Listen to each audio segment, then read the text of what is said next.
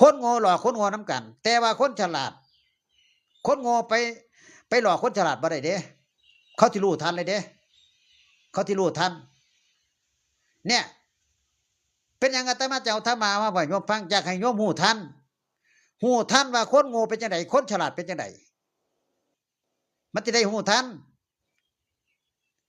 คนที่มาหลอกเขาเนี่ยหลอกหยังก็ตามหลอกที่ว่าให้เฮาหลงเชื่อน่ะเอาง่ายๆเอานั่นล่ะพวกคนโง่นะครับพวกคนโง่ทั้งนั้นเลยถ้าเฮาไปหลงเขาปุ๊บเฮาก็เป็นคนโง่นำเขาไปเชื่อเขาดิไปเชื่อคนโง่ก็เป็นคนโง่เห็นบ่งมง่ายไปเลยบัดนี้ไปละตะลอนไปแล้วบัดนี้สุดท้ายได้ทุกข์ละกรรมลำบากจิตใจหาทางออกบ่ได้ไปหาคนบ่โง่ได้บัดนี้ไปหาคนที่ฉลาดไปหาบัณฑิตเห็นบ่คนโง่คนโง่ที่มองคนฉลาดว่าเป็นคนโง่แต่คนฉลาดมองคนโง่ว่าเป็นคนฉลาดฟังให้ดีเด้อ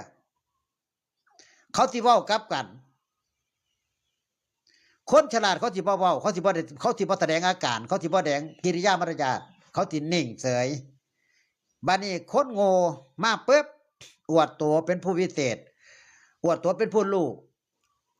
มาบอกว่าคนฉลาดนั่งอยู่เนี่ยนิ่งๆบ่ปากเนี่ยมันโง่เป็นคนโง่เนี่ยเห็นบ่แต่ที่จริงเขาบ่ได้โง่ดอกก็เลยยอมรับเอิ้นคนนั้นฉลาดย่องไปเลยคันคนโง่ที่มักย่องนะที่มักย่องมักให้คนชมมักให้คนสรรเสริญมักให้คนเยินย่อจังซั่นจังซี่ดีใจ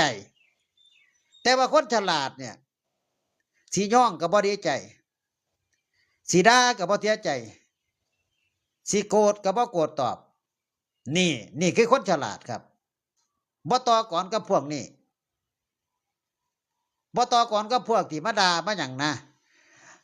บ่โกรธตอบนี่คือคนฉลาดนี่คือคนมีศีลคนฉลาดเป็นจังซี่มันต่างกันเด้